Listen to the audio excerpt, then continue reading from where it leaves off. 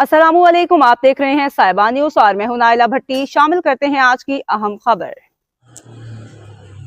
خبر شامل کریں گے میلسی سے نمائندہ خصوصی محمد مختار سولگی کی رپورٹ کے مطابق پنجاب فوڈ اتھارٹی کی بڑی کارروائی۔ میلسی کے نواحی گاؤں 111 WB سے 110 کلو مردہ مرغیوں کا گوشت برآمد، ایک ملزم گرفتار۔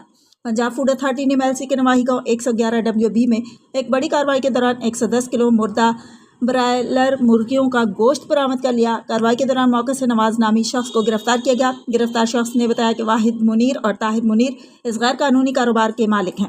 فوڈ اتھارٹی کی ٹیم کو خفیہ اطلاع موصول ہوئی تھی کہ مردہ مرغیوں کا گوشت شہر کی مختلف پیزا اور شاورما شاپس کو فراہم کیا جا رہا ہے۔ اطلاع پر فوری کارروائی کرتے ہوئے محکمہ فوڈ اتھارٹی کی ٹیم موقع پر پہنچی اور متعلقہ گوشت کو قبضے میں لے لیا۔ اس کارروائی کے دوران محکمہ لائف سٹاک اور مقامی پولیس کی ٹیمیں بھی موقع پر پہنچ گئی۔ لائف سٹاک کے ڈاکٹر نے برآمد کیے گئے گوشت کا معائنہ کر کے تصدیق کی کہ یہ گوشت مردہ برائلر مرغیوں کا ہے جو انسانی صحت کے لیے نہایت مضر ہے۔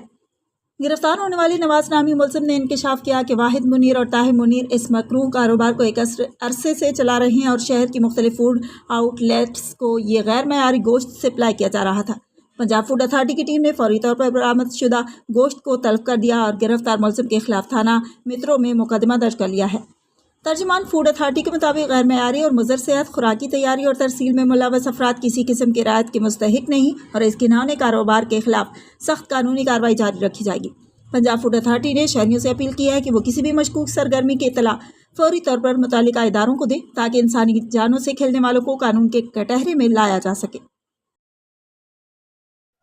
اب تک کے لیے اتنا ہی۔ مزید خبروں اور اپڈیٹس کے لیے دیکھتے رہیں صاحبہ نیوز HD۔